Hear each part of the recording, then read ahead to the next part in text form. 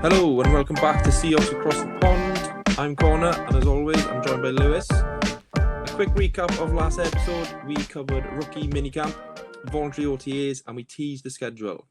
Today we're going to look at the schedule properly, plus we have some genuine big NFL news from the last few days to get through as well. Yeah, so we're going to start with some bits of news around the league, a couple of moves that happened recently, some that definitely impact the Seahawks as well. And then we're going to change to the conversation around the schedule. And once we've done that, we'll get into a little bit more about some news coming from OTAs around the Seahawks specifically as well. So there's going to be a lot going on here and a lot to enjoy. So why don't we just jump straight into the first segment here? So the bit of NFL news going on. So the biggest thing that happened this week was Myles Garrett got traded from the Browns to the Rams. Luckily for him, there was no sort of pulling out at the end of it like the Ravens with Max Crosby. But yeah, this is a big trade. Obviously, Garrett was the defensive player of the year or offensive player of the year, depending on how you look at whichever trophy he got. Considering Jackson Smith and Jigba got the defensive player of the year trophy.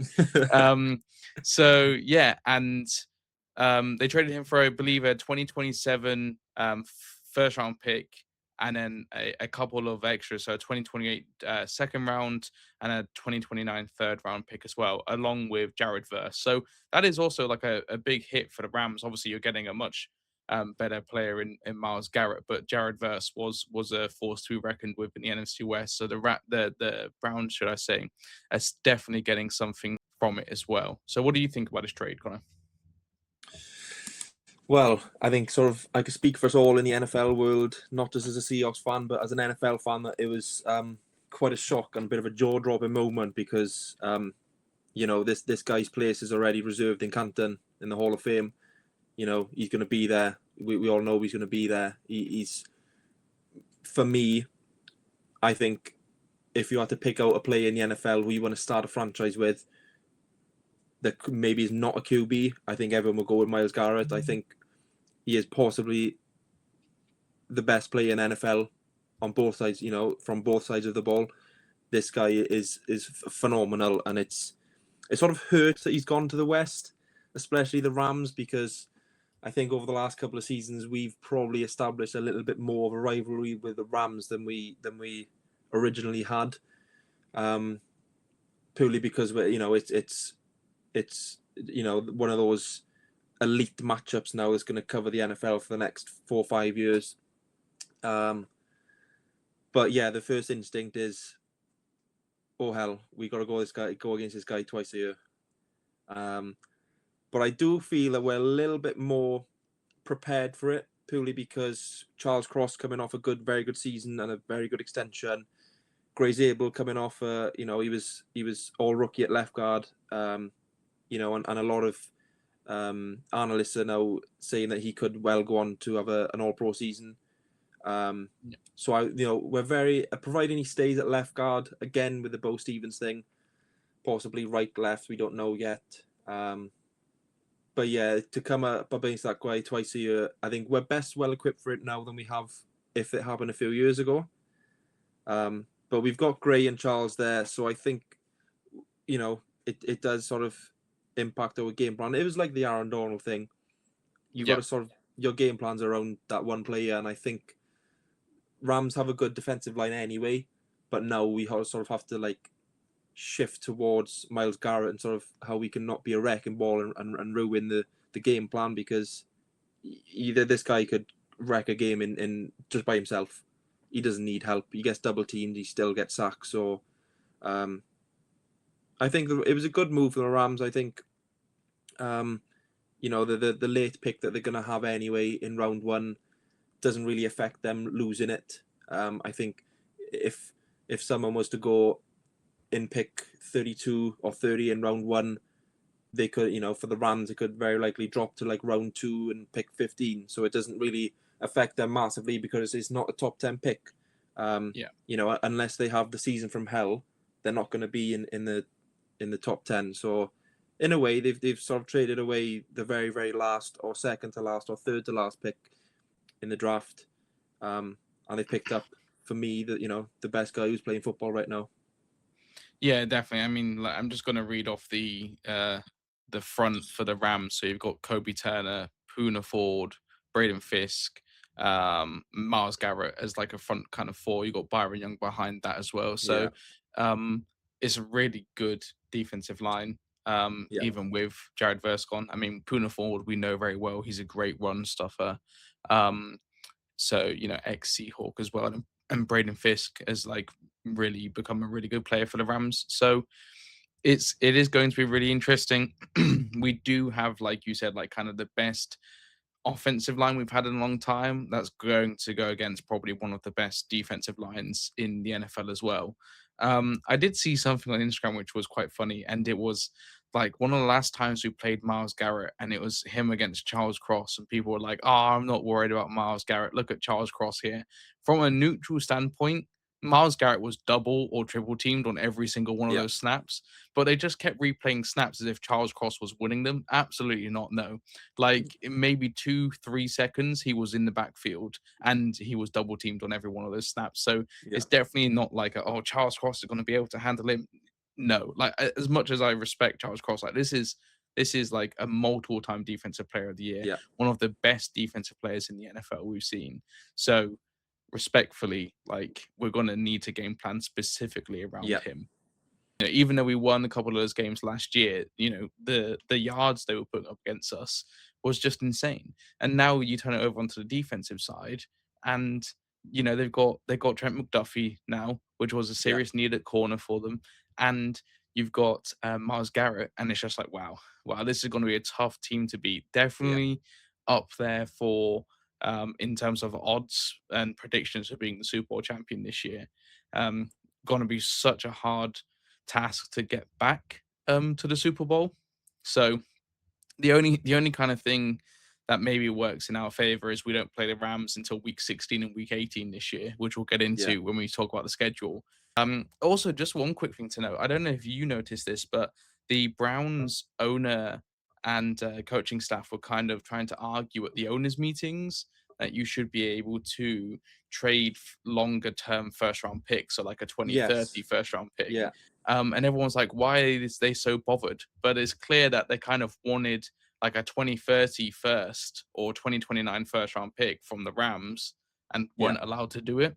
So yeah, we'll see. The 2029 is conditional as well, the 2029 pick. yes, So like if Garrett gets traded to an AFC team, yes. then that becomes a different pick or something like that, I believe. Yeah, it becomes. I think it was if he gets drafted back to the AFC North, Yeah. that pick then becomes that team's first round pick from the following season. I think Interesting. it was something like that. So that basically they're saying if you trade him to Pittsburgh, um, Cincinnati, or Baltimore, that you're Yeah. going to pay for it. So I Interesting. don't, it's not going to happen. But it's No. they have to It's a come, nice little secure way for them yeah, to make sure he doesn't come back to the division. yeah. I mean, Um, let's be honest. I don't think they have any intention of trading him to anyone. no, no, I I think don't the either. only way he'd go is if he decided to go or his contract runs out. But he also signed that 5 year, was it a 4 year, 5 year contract? I They think it was keep, 4. yeah. So he's going to be tied in for at least four seasons. Um, so yeah, it was a like you said a bit of security for Cleveland, but let's be honest, they've got no intention of putting him in anywhere. No, no, they don't. Let's go on to the second story. Yeah, AJ Brown from the Eagles. He's gone. This was rumored for quite a while oh that he yeah, was going to the Patriots. I think the way last season ended with the Eagles kind of told you that it wasn't really going to go anywhere. yeah, So he goes back to New England for a 2028 first round pick and a conditional 2027 fifth round pick. Um, so he's back with Mike Vrabel, who he was with in Tennessee yeah, at the start of his career. So, well, if Mike Vrabel was the head coach at that point, or if there's still drama looming around him. yeah, Um, so, yeah, kind of a need. They let Stephon Diggs walk, and then really they had Romeo Doubs out there at receiver. So this is a big need for them. But do you think it's kind of enough for the Patriots to to add AJ Brown? Well, I just want to touch upon what you said about the sort of it becoming a no thing for us. Which, as soon as Diggs went, all that sort of the news with him and things, that's something that New England doesn't want to tie into their organisation, so they sort of let him walk. And yeah, we knew this was coming. I think in reality, but sort of you're trading your, they did pick up Romeo Dobbs, he's a good number 2 receiver. I don't think if they just had Romeo Dobbs, I don't think that they'd be able to get back to where they were last year. But I think with adding AJ Brown in, he's a great contesting catcher. He can pluck balls out of the air, which you don't think a catchable. He's a great route runner. He's powerful. He can run blocks. So he's a good receiver for Drake May to have, because I think he needs that number 1. To sort of get anywhere near where they were last year. I think with letting Diggs walk, if they were to not replace Diggs properly, which up until they got Brown they didn't, I think they were sort of in trouble. So this was a move that we knew was happening. But we've got Witherspoon and Josh Jobe sort of coming back. They know how to deal with big receivers like that. So that's I think there is a slight threat of AJ Brown sort of doing some damage because of his reliability when he's on his game. He had a lot of games last year where he was not targeted as much, and he had sort of had those tantrums. But when he's on his game, he's a very good receiver who can get to 100 yards plus with a blink of an eye. So it is something to look out for in week 1. We'll go on to that a little bit later on, but it's sort of it's something that the Patriots had to do. It wasn't tremendously expensive for them, because they had the first round pick from 2028, but the conditional from 2027, which is only a 5th anyway. So they sort of did have to trade the first away, but that was after the draft they didn't do much sort of receiver wise, so they sort of had to make this move, and it's not massively expensive because, sort of like the Rams, I do feel that the Patriots will probably get that first rounder very late. They're not realistically going to be in the top 10 like the Rams, so it sort of makes sense that they can give their pick away, but also with the secure sort of fact that they have AJ Brown tied in for a while. So I think it was a good move for them. Something that I think Seahawks will handle well in week 1. But yeah. Yeah, I don't think this changes much for the Patriots, to be honest. I mean, you had the talk about their schedule last year and the ease of their schedule. Yeah. It's not that this year. So yes, you've added AJ Brown, but I don't think it really changes much for the Patriots. I'd be surprised if they made it as far into the playoffs as they did last year again this year. Yeah, but you never know. You never know. There's a lot of distractions going on around that organization at the moment as well. So you do never know. So the Seahawks traded for Irvin Charles from the Jets. So not a big name here. Probably a quicker touch point, but a conditional 2028 7th round pick. He's a special teams wide receiver. Tore his ACL in 2024 as well, I believe. So, this is a cheap, calculated pick or trade by John. Just looking to kind of fill that Tariq Young hole, but adding some more depth at it. We do have those draft picks like Emmanuel Henderson Jr. and a couple of guys that we've already spoken about in previous episodes. But yeah, what do you think about this one really quickly? I think exactly what you said. I think it's that filling a hole for Tariq Young. I think it's filling the hole securely. I think with maybe Henderson, maybe John thought it'd take a little bit of time to do that. So maybe he's sort of making that gut move to do it now rather than wait. And to be fair, in going into next year's draft, 2027 draft, the Seahawks, for once, have a lot of picks to play with. Mm-hmm. A lot of picks. We've got the extra 4th from Maffei, 3 extra 5ths from Walker, Woolen, and Bryant. We have, I think it's another 5th or 6th from the assistant GM going, and I think a conditional 7th, which is what we traded to the Jets for another coaching staff department at the end of last year as well. So for once, Seahawks got a lot of picks to play with. So he's obviously putting them to use. Again, like what you said, a cheap, cheerful one.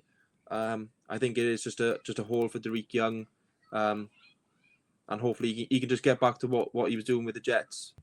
Next little bit of news: Derek Hall Big extended, news. which Yeah. we spoke about. We spoke about Yeah. last week. We said, do you focus on Derek Hall? Do you focus on Devin Witherspoon? Looks like they're doing both. Yeah. So yeah, he was a 2023 second round pick, signed a 3-year extension on the 3rd of June. So this is, he's one of our younger and better edge rushers that we've had. Had some better stats than Boy Mafe last year. And he went for a significant amount of money. So Derek Hall comes in for under that amount that Mafe went for. So I think that's a bit of a bargain, really. What do you think Yes. about re-signing Derek? I mean, we spoke about it last episode, and obviously, if anyone hasn't seen last episode, then go ahead and have a look. But yeah, that was one of the big things of last episode was what you do with Hall, and sort of, we both said that we would like him back, and within like 4 days he's back. So I think the APY was 13 million a year, I think, or 14 million a year, whereas Mafe's was 20. So you're saving like 20 odd million just by re-signing Hall instead of Boy Mafe. And I think, like you said, that the Hall stats were better. In the Super Bowl, he was more effective. He's more powerful off the line. He's a bit more of a home wrecker. I mean, in the Super Bowl, he had the forced fumble and a sack, or 2 sacks was it. So, he's proven it on the big stage. He's proven it when Mike McDonald's counted on him. And he's younger. Yeah. So you've got to consider that as well. I think this was an important one. Obviously, they're still going to extend Witherspoon. So this was sort of a, not like a shock, but I think this is sort of a nice sort of present for us to say that, we're bringing D Hall back as well as E Spoon. And as well, I've seen a lot of chat around Leonard Williams as well. Possibly re-signing, which he spoke with media and said that he's happy to do so.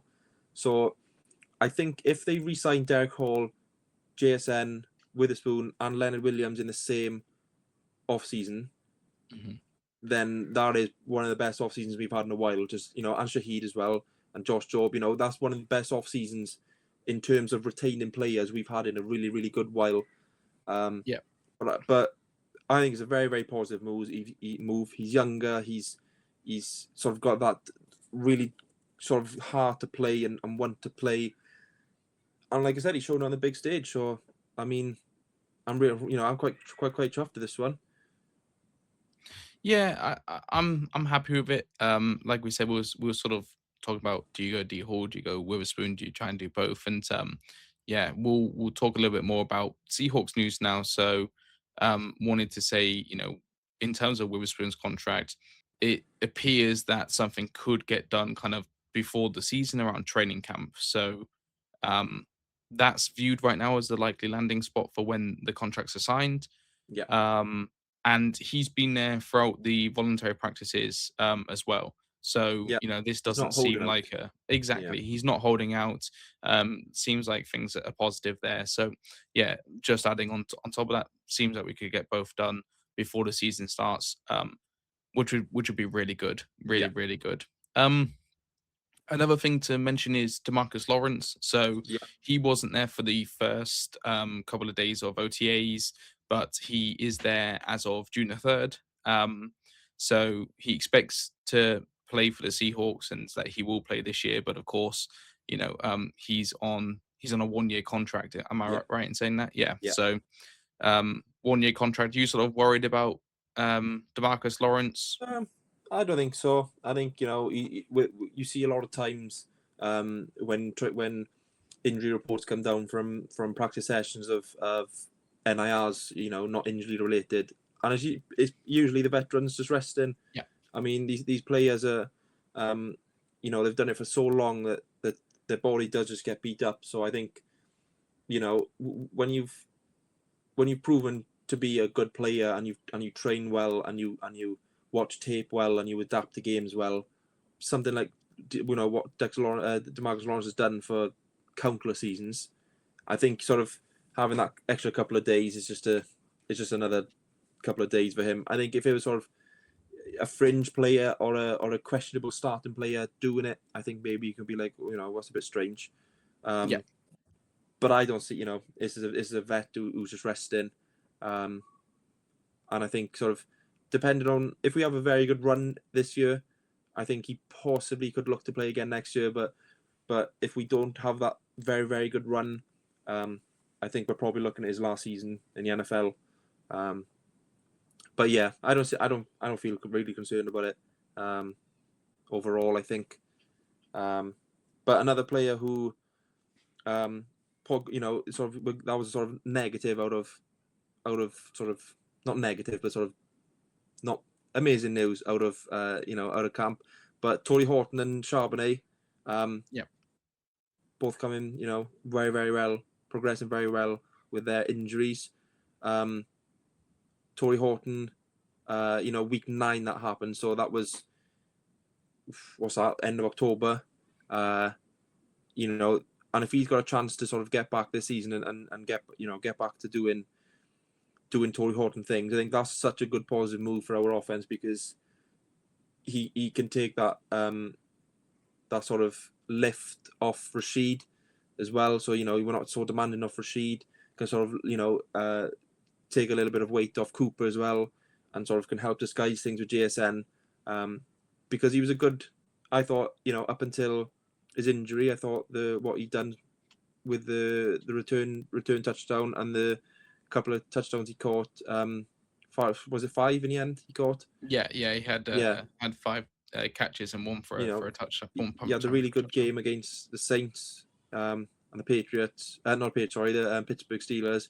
So there was some very good games in there, which sort of show the optimism of what he could be. So, Mm. yeah, I mean, sort of maybe you could touch on that a bit and sort of see what you think about Zach as well, coming, how his progress is going. Yeah, I think Torrey's going to be a big one. You know, I could be lying here, but I'm pretty sure like Stephon Diggs had less touchdown catches in the Yeah, full season than Torrey Horton did. So, you know, he's a really great player. He worked really well in the offense. I think you're right. I think he gives Shaheed a little bit of a rest on special teams as well if we start to yeah, use him more and more in the offense. But yeah, he adds another number. So when we come out, you know, let's say we come out empty, like we've got so many weapons on the receivers. So I think he's going to be a really good coming back. Hopefully, comes back well. I can't remember there being a lot of talk around his injury during the season. It was just kind of like, oh, he's week to week, and all yeah, of a sudden he's like gone for the year. So hopefully his shin injury isn't that bad. Mike's been a little bit elusive with talking about it, but yeah, Charbonnet, he's on the mend. He had surgery on the 20th of February for his ACL, and you know, quite a long time to wait really, seeing as he tore it in the divisional round. But you know, he's on the mend, and we should apparently have a more clearer picture of his timetable around the start of training camp. So hopefully, you know, there's optimism there, and he can come back a little bit earlier. What this does mean is if he's back kind of like late October or November, then you know Jadarian Price has a lot of time to establish himself really. So we'll see how that goes. And speaking of Price as well, he's the last rookie to sign his yeah, contract, so he finally signed that, and you know everyone can worry a little bit less and focus on how he plays.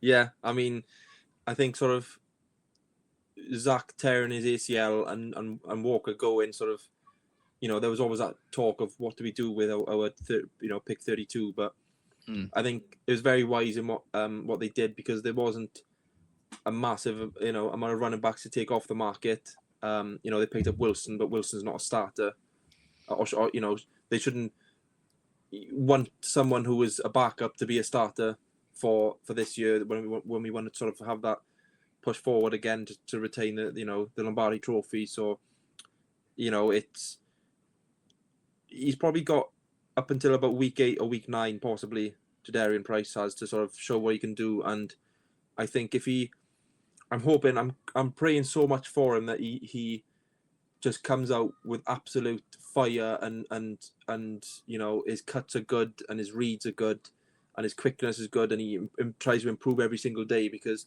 if he can, we're in for 4 or 5 years of Walker and Charbonnet again, because I do feel Charbonnet coming off the ACL, he's not going to have that fantastic season of putting a headache in Schneider's head that if he does have that fantastic season, he's going to want to go and want to be paid. So he's going to come off an ACL. He's probably not realistically not going to be up to full speed until week 11, 12. He's going to come back. He's not going to have. I doubt he's going to have the starting role. I think it will be a lot of what happened last year. And selfishly, I sort of want him to not have an unbelievable season, just so we retain him for the next season when he's fully healthy. Yeah. That's sort of selfish bit of me. But then, if he did pop off and sort of, become outstanding, I'd also be very chuffed for him. So, it's a flip of a coin what happens with Charbonnet. I sort of do think a lot of it relies on what Jadarian Price does as well. But my gut tells me Jadarian will start off very well, and Charbonnet will come in and sort of mop up loose ends for him, going up to the run up to the playoffs and things, and then we'll probably have a full season of them both next year. That is what my heart and sort of gut tells me with those two. Yeah. But yeah, like you said, he signed the contract. All rookies are signed now, so there's no question marks over them. So it's exciting to see what they do. Yeah, absolutely. I'm really looking forward to that. Let's get on to the big one then. So the schedule. Couple of headlines from it. So we have 6 primetime games as a franchise record as well. So 5 of them being at Lumen Field, the most home time games that we've had. The home primetime games, should I say, that we've had. Game on almost every day of the week. So we have a Wednesday opener. We play on Thursday night. We play Friday night. Saturday, standalone game. The Friday night game is Christmas, and the usual Sunday and Monday slots as well. So almost every day this year. So it's going to be interesting. So 10 teams or 10 games, should I say, against teams that reached the postseason last year. So obviously 2 against the Rams and 49ers. But a lot of like really good teams in our schedule this year. And we're 11th in miles traveled this year as well. So it's actually a bit of a drop. We're usually kind of top 5 because of where we are situated within the US. But I think a big part of that is you have the amount of international games, and you have the Rams and Niners going all the way to Melbourne. So I think we still travel quite a lot. It just doesn't look as big as it usually does. I mean, internally, I was not internally, but sort of if you just counted the games where you would travel to in and within the states, that we'd probably be back into the top 3 or 4, like we always are. I think like the Australia game for the Rams and 49ers, I mean, that's unbelievable amount of miles for them. I can't even fathom how much that is there and back. So they've got to do that, which that probably takes about 4 or 5 weeks traveling for us. So it's going to be interesting as well. And less for the UK people, less 6 p.m. games this year. I believe like only 2 or 3. And that's again probably another reason why we're not up there in miles. We're probably not traveling to the East Coast as much, because that's usually when we play those games. They're more coming to us. But let's go into the first one. So the season opener, week 1, Wednesday, September 9th against the Patriots. So Super Bowl rematch. That's at home. That's at Lumen Field. So banners gonna go up. We'll have the rings and stuff like that as well. So AJ Brown is going to be, if all goes well in training camp, we just get injured. AJ Brown will be playing for the first time with the Patriots. How do you feel about this game? I feel confident because what we've lost and what we've refilled the gaps with, I don't think is a significant problem. You know, at the end of last season, it was more Josh Jobe than Woolen. We've still got Spoon. We've lost Mafe, but sort of, you know, that sort of progresses. Derek Hall and Nwosu sort of a bit more. Providing Jadarian comes out, I mean, their game plan has got to be the same for us, because I don't think the players have massively changed for us, or playing styles. You know, with them, they've now got this big bulky receiver instead of you know, someone who's quick and agile in terms of digs. But I feel that defensively we can do what we did to them in the Super Bowl. I think they might have to rely heavily on AJ Brown to do that. So if we can sort of keep him quiet, I mean, that would probably seal the game. And offensively, you know, I've seen that Sam Darnold is very happy with where Brian Fleury is offensively in the scheme and how he's learned, because you got to consider, you know, this is Sam's like 9th or 8th different OC in a row or something. You know, he changes OC not far of every season since he's been in the NFL. So he's happy where he is, and that sort of gives me confidence that what he's doing is good. He's not, you know, trying to change the scheme massively, maybe. Or maybe he is. You know, we don't know that yet. But for Sam to be confident where they're at offensively, I think that AJ Barner's had his couple of surgeries because he was, you know, quite injury sort of mandated towards the end of last season. He did have a couple of bits he needed to sort out, which he's done. So he's going to come back nice and healthy.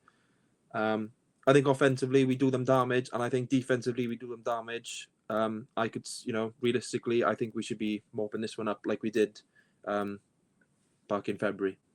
Yeah, I think this could be a 2-score game. A 2-score, like a 2-score lead that we finish with. But my thinking is, you know, it's going to be a good test to see how the offense comes out, because, you know, they have a pretty good defense as well. You know, they have some really good DBs. Gonzalez being back there as well, kind of held us up a little bit in the Super Bowl. They have a good running game as well. So I think it's going to be quite important to see how the Seahawks defense lines up in the run game. So how the linebackers and how the line improves, because last year they got through pretty quick, and you know, the way that they pass rush also helps in the run stopping as well. So it's going to be interesting to see if we keep that up, because we were a really good team against the run last year.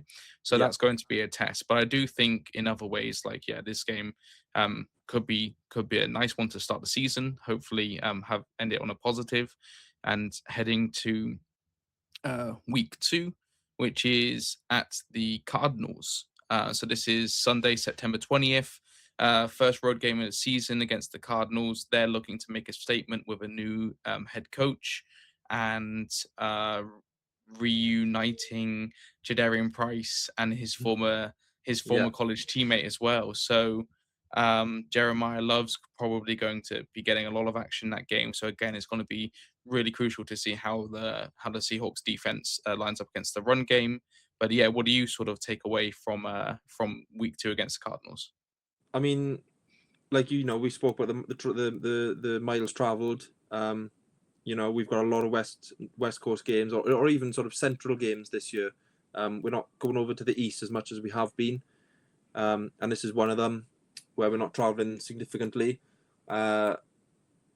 Again, like what you sort of pointed on, the Jeremiah Love sort of, is it versus you know, Jadarian Price, or is it sort of what would Jadarian do and what will Jeremiah do? You know, it's sort of, does he want to make a statement to say, like, look, I should have been given more snaps at Notre Dame than you? You know, so it does sort of hold that sort of personal edge for him, which is good. You know, I think they'll bring a fire out in him. But they've sort of got their own problems as well. I mean, they still don't know what they're doing at QB, because they've still got sort of slight holdout with Jacoby Brissett. But this is, you know, Brissett's quite a sort of underrated QB, I think. You know, he's powerful. He can run. You know, his throw in towards the end of last season was quite good, I thought. You know, but I think defensively they're still sort of one of the worst in the league. You know, if you take Buda out of that team, I think they probably not far are the worst in the league.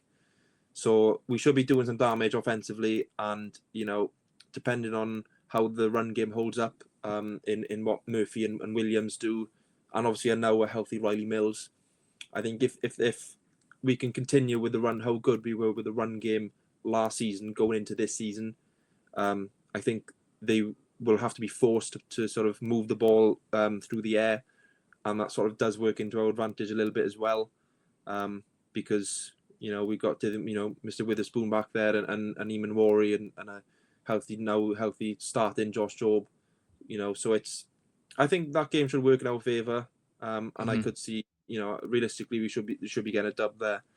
Yeah. So Yeah. I think so, yeah.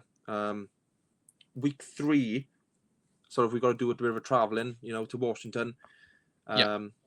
to play Mr. Daniels, who was he had his problems last year with his elbow and things, but we blew them out last year in one half.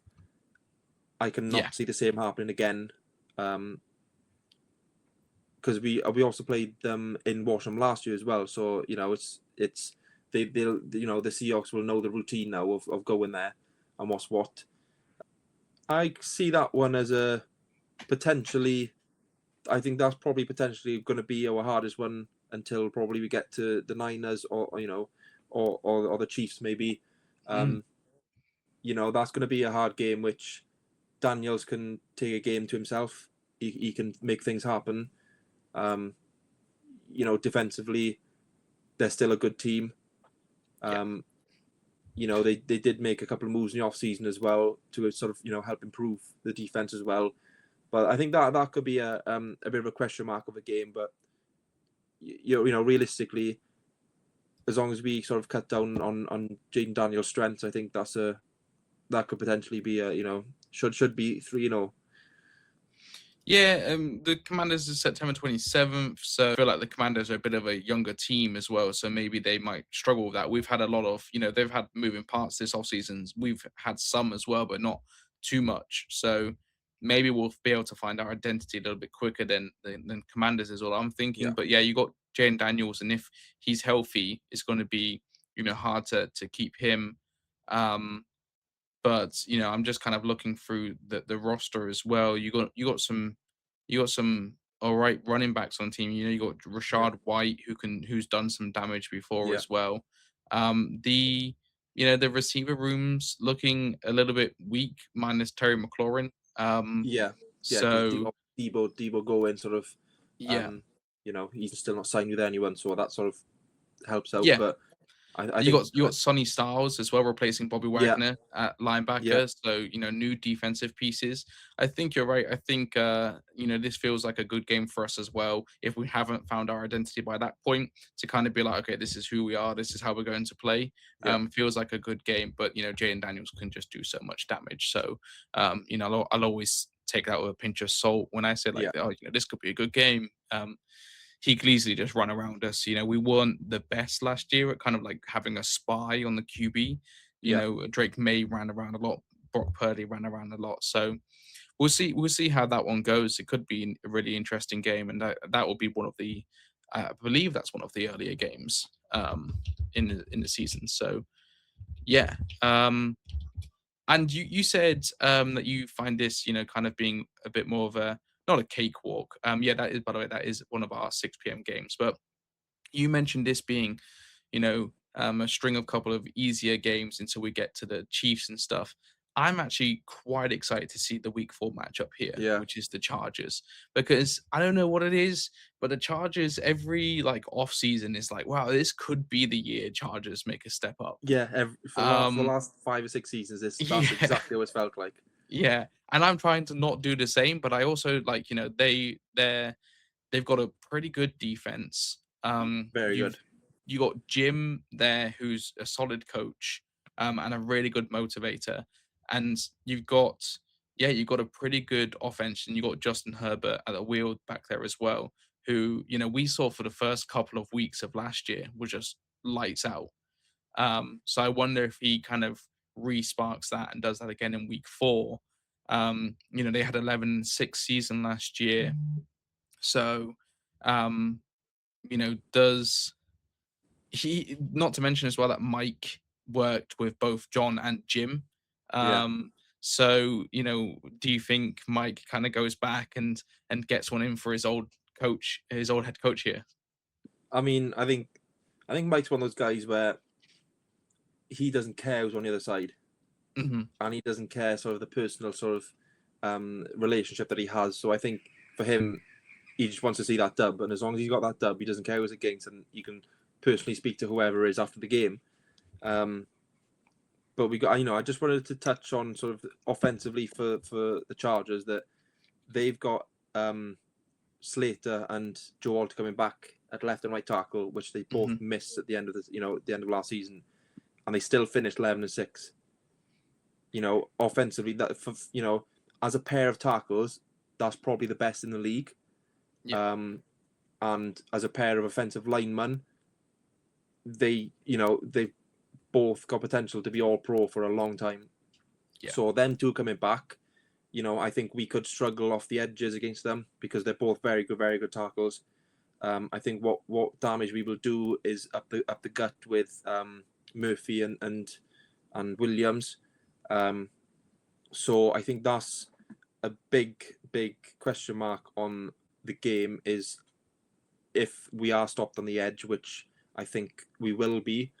How well do Williams and Murphy pick up that sort of slack in a way up the middle? Because I think whatever happens at the line, a lot of analysts say this every time, but the game is won at the line. I think the game could be lost at the line for the Seahawks, and it could be won at the line of the Seahawks. Hmm. So I think they haven't got standout receivers. They haven't got they got Herbert who's an outstanding QB, who's sort of missing some targets, but he can do a lot with the football as well. And Yeah. like you sort of touched on defensively, they are fantastic, and they still got Derwin James there who signed a contract Hmm. in the off season as well. So that's going to be a very tough game, and I think whatever happens at that line is what happens with the game. Yeah, I think they had Quentin Johnson made some nice plays last year, and you always have Lad McConkey to look out for.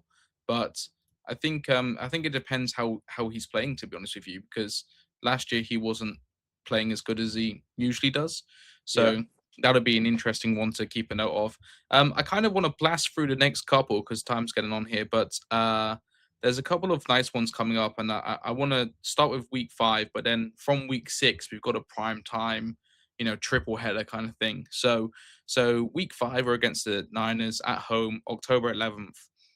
Rivalry game, first time we'll play the Niners in 2026 season.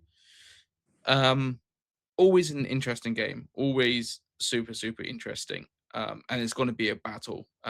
They've got some really interesting additions. You got Fred Warner coming back. You've got Brock Purdy still probably, I can imagine, playing as good as he has been playing, and it's going to be difficult to get the win against them just because I'm always skeptical of division teams, yeah. or division games and rivalries. So yeah, have you got a quick note on the 49ers? I mean, they've done well in off season. They'll still look strong. They've still got CMC. Brock will be. They'll win a revenge game, and Kyle Shanahan. If you want a revenge game, I think Kyle Shanahan's the sort of coach you want as well. So Hmm. that is a slight fear going into that game. Even though it's at Lumen Field, they will come out. We absolutely. Apart from, was it the week 3 loss we had? No, week 1 loss. Sorry, last season to them. Which I know it was close, but at the end of the day, it's a win or loss. And they won in week 1, and then for them to literally get terrorized against us for the next 2 games, they're in the NFL. That is absolute like coal to the fire. That is right. Fair enough. That was last season. This is a new Yeah. game, and I do fear that the Seahawks need to be absolutely perfect in execution and sort of desire to win that game. I think both teams will come out absolutely all guns blazing, so that could literally go either way. Yeah. Yeah, I think that's going to be an interesting one. Let's go to week 6. So this is the start of the prime time triple.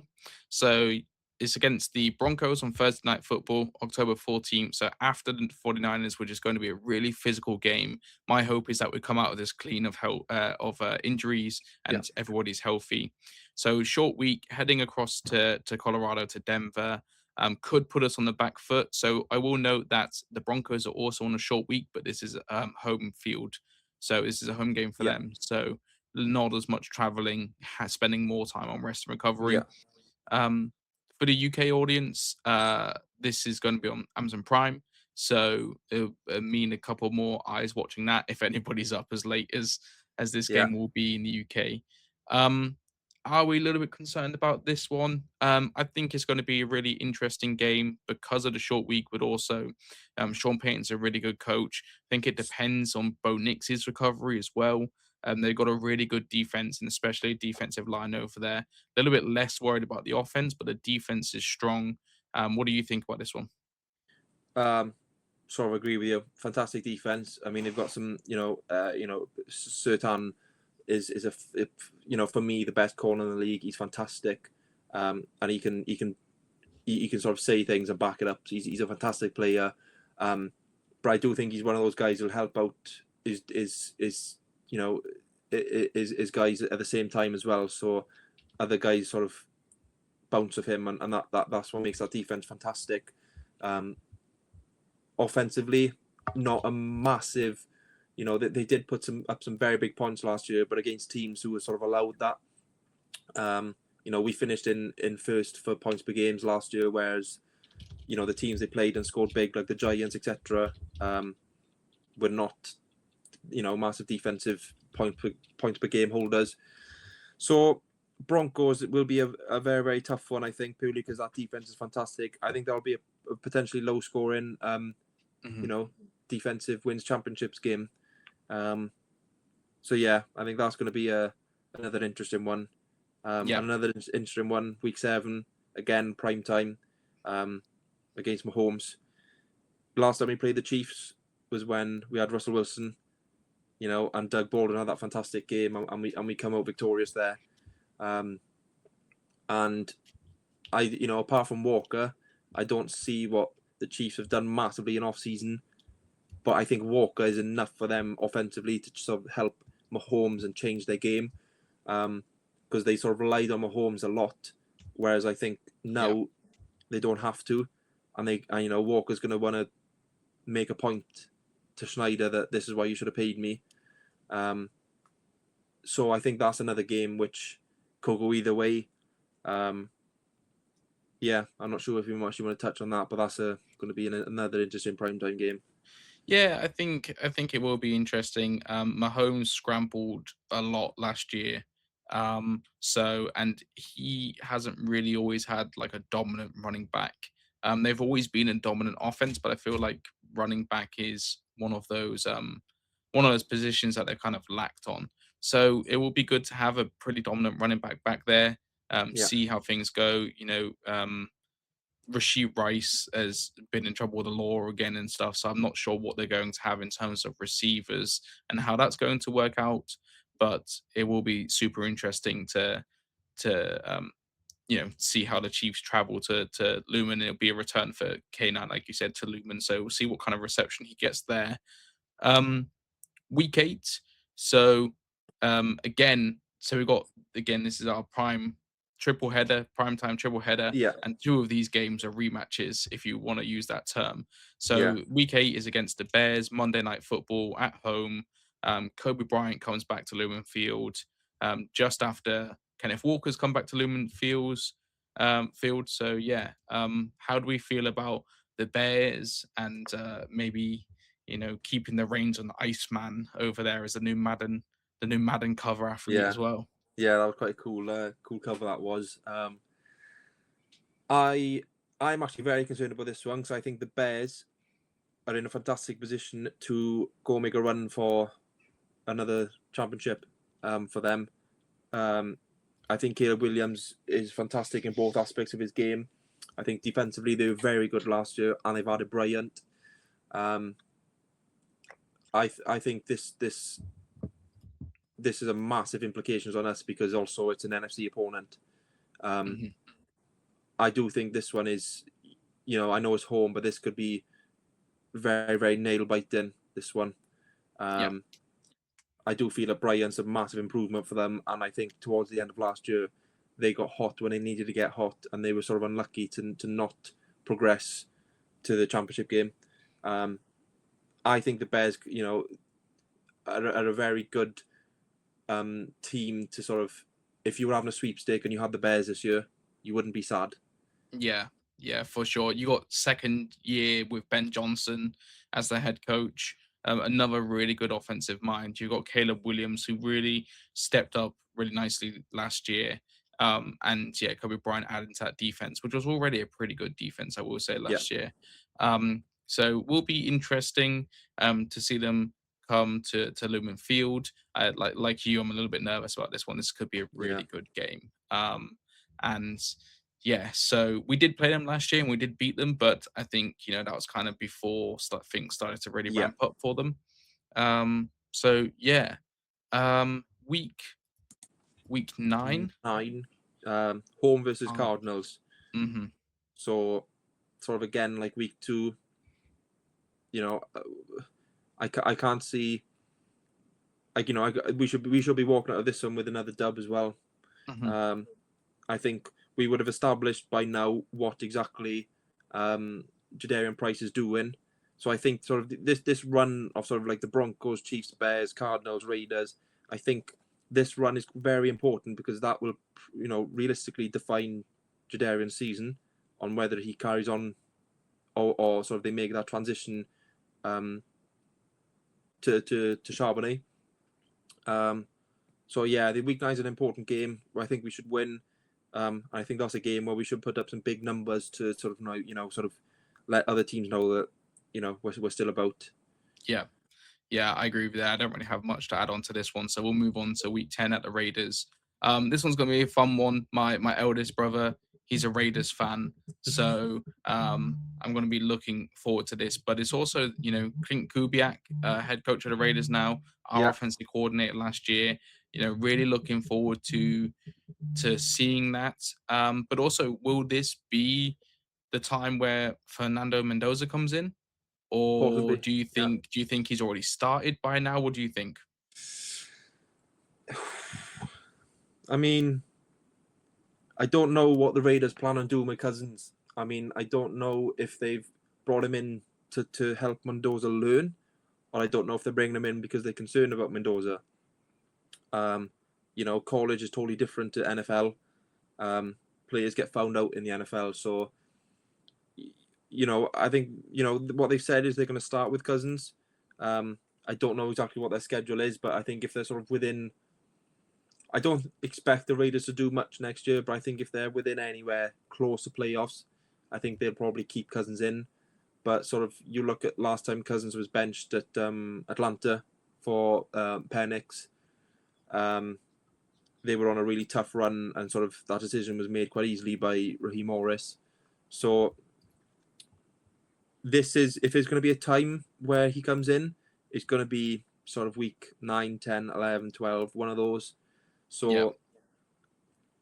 So, I'd rather play a rookie QB who's wants to try and Mhm. come in and try and impress, because once those sort of personalities come into the NFL, like I say, your true colors show. So he could be a rookie who's going to be absolutely rubbish in his first couple of games, or he could be a rookie who's going to absolutely flourish in his first couple of games.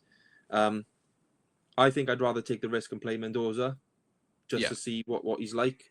Um, but Cousins is also a very, very good QB who sort of has been about and does that. So yeah, I mean we should get a win there. But yeah, like you Yeah. said, very good point on interested on what they do with Mendoza.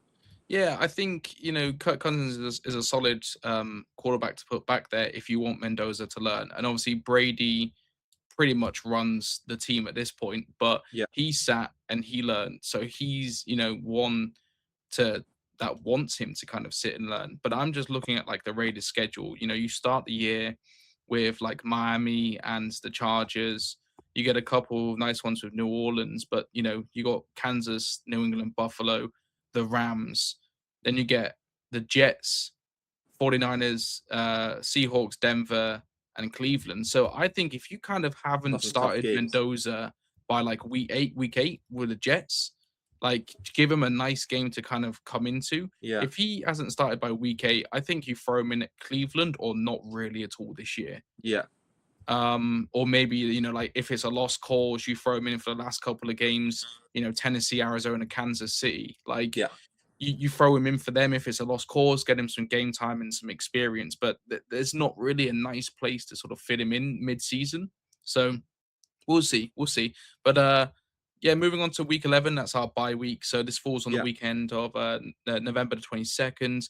Late season timing for a bye week is yeah, nice. We usually get a bit of an earlier one, but if we've won games like we expect and like we think we're going to win, this could be a really good bye week yeah, for playoffs.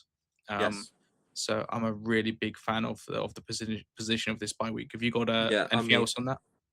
no, like you said, we've usually had an early one, usually between like week 6 and 9. Um, Mhm. and that sort of, if you're having a run from like week 6, for example, of like 12 consecutive weeks of playing games, you're gonna have those injuries. Um, you know, realistically, we should be winning the Raiders and the Cardinals. And if we can get a win against the Bears to come off at least three wins, maybe, depending on what happens with the Chiefs, to go into a bye against the Niners, that is, for me, that worked out perfect. And this should get us nice and healthy, like you said, for a playoff run for week 12, where we travel to the Niners, which will be our second game against the Niners. Yeah, So there, whatever the outcome of week 5 is going to determine probably who wins in week 12, yeah, because I found that the Seahawks. So if they lose against a divisional opponent, the next game they always win, or if they win the next one, they always leave really close and usually lose. yeah. So, and again, two teams who are massive fire and young coaches who sort of want to drill that into them. So whatever the outcome is in week 5, that's going to set the tone for week 12. So that could be I think week 12 we could probably revisit after week Mhm. 5. Yeah. Yeah, I think it's going to be an interesting one again against the Niners. Their bye week is week 8, so they'll be coming off a stretch of games there.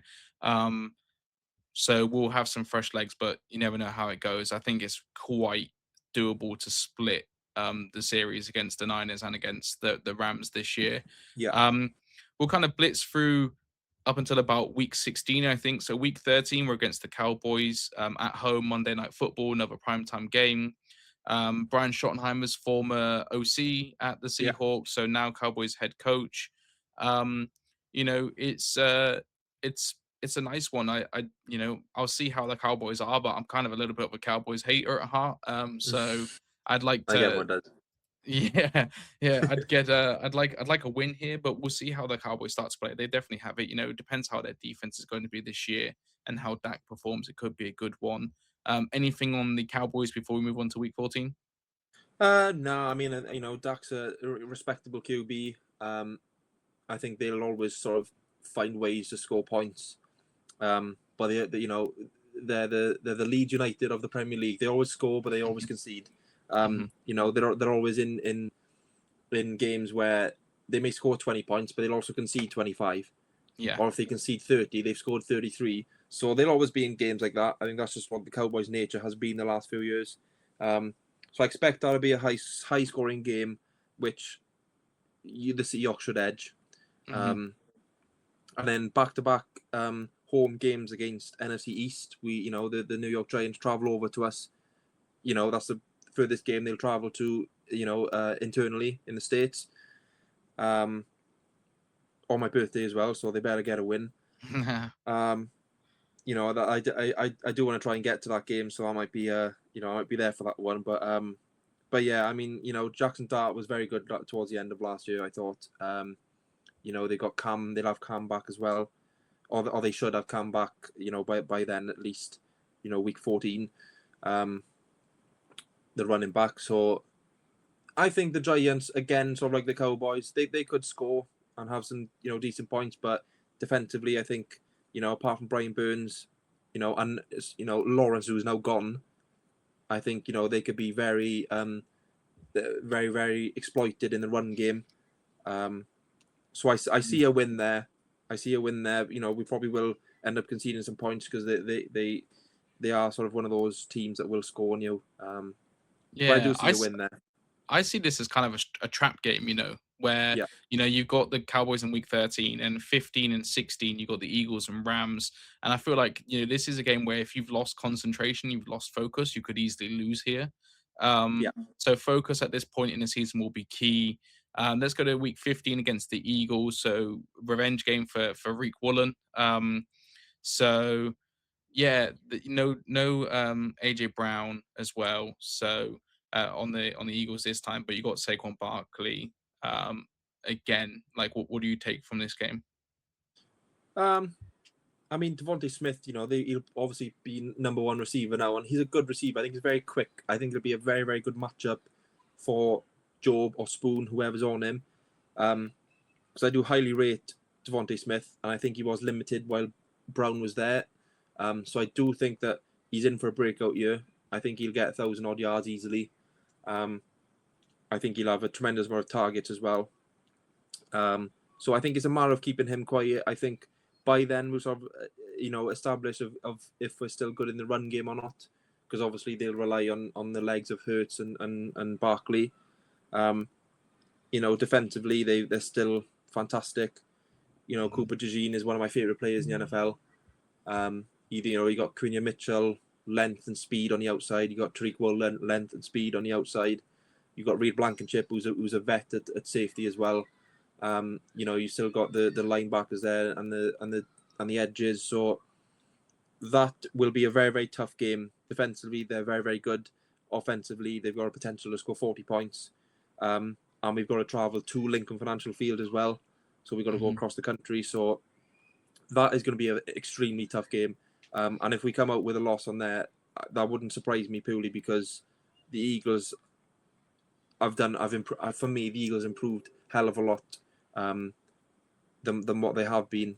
But they have also lost left tackle. Lane Johnson. Yeah. But he's fantastic tackle. He is. He's elite of elite. So they have lost that now, and that's obviously Jalen Hurts' blind side as well. So he relies on him heavily. So maybe that's something they can exploit, or maybe that's something teams will look to exploit, and obviously to give us some information going into week 15. But yeah, that could be a tough one. And week 16, possibly even tougher. Home versus the Rams. Christmas Day. Yeah. This could define. I think our season won't be defined up until around about week 15. I think the Eagles will have massive playoff implications for us and stand-ins. So will the game against the Rams. That's the first. We're quite lucky we don't have to play Myles Garrett until week 16. Yeah. Our season could be sort of, we could be easily number 1 seed then, or we could be struggling for number 3 seed or 4 seed. We don't know. Yeah. So I think I'd rather play the Rams at the latter end because I think we can establish a bit more what's going on in the season. Realistically, I can't see the Rams losing much. Yeah. We've looking at the schedule, we've definitely got one of the hardest schedules in the league. I know it was like 5th or 4th or something on the strength of schedule, but that's of last year on winning percentage. I expected the Chiefs to win more this year. I expect the Bears to win more this year. I expect the Giants to win more this year, the Cowboys to win more this year, the Eagles. So the teams we're playing have improved massively.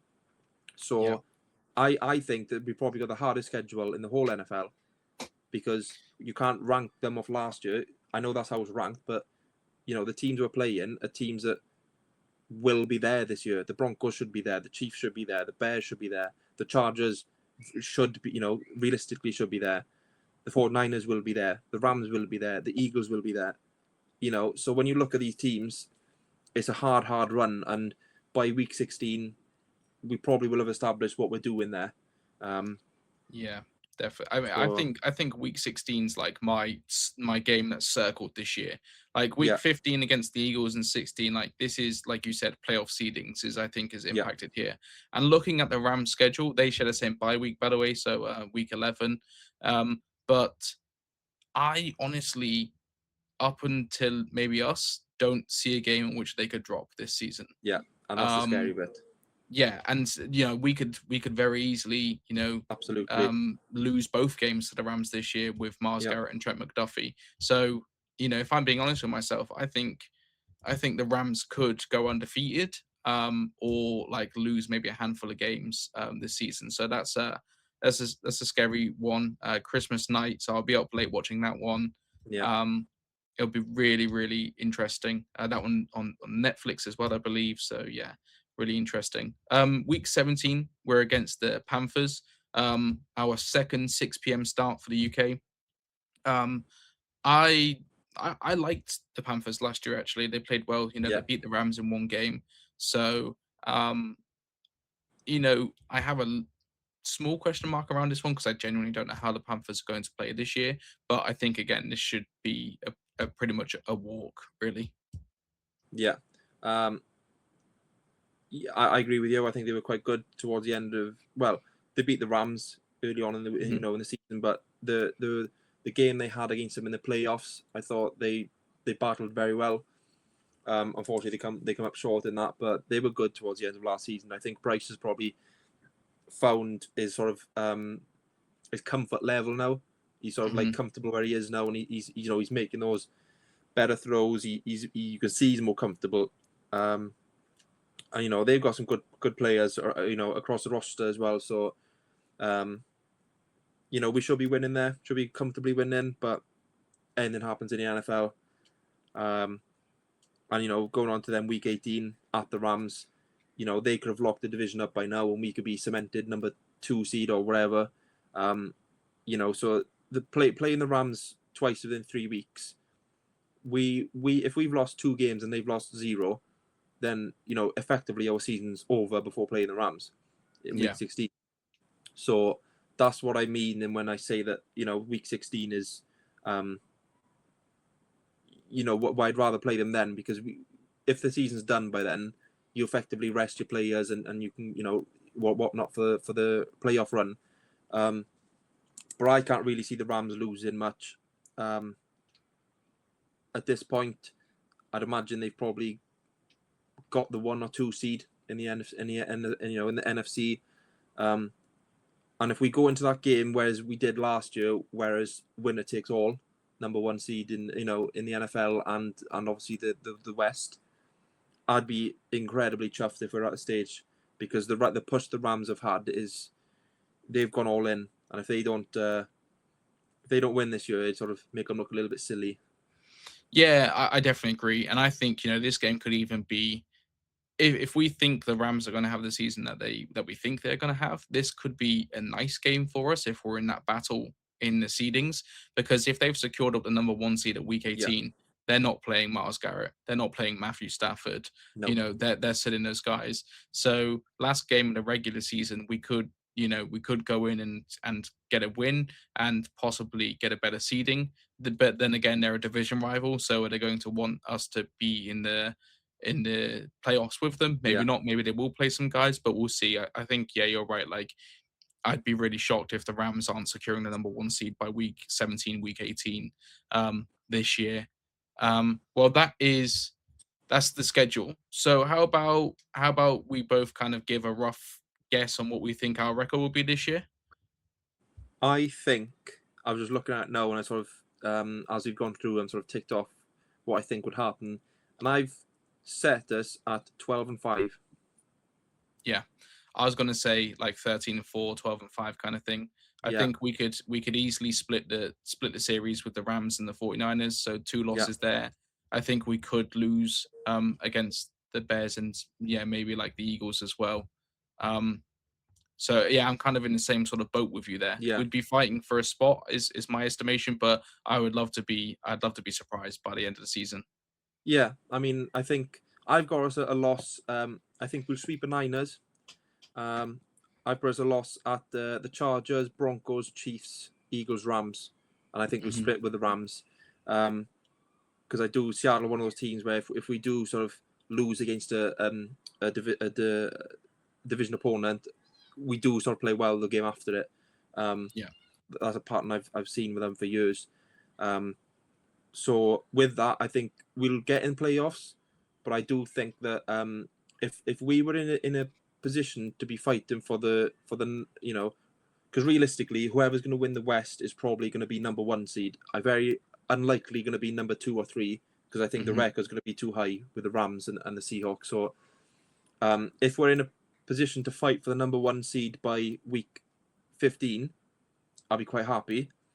And then sort of we can look at the Eagles, Rams, Panthers, Rams run, from week 15 onwards, maybe, later on down the line. But if we're in a position by week 15, I'll be quite happy.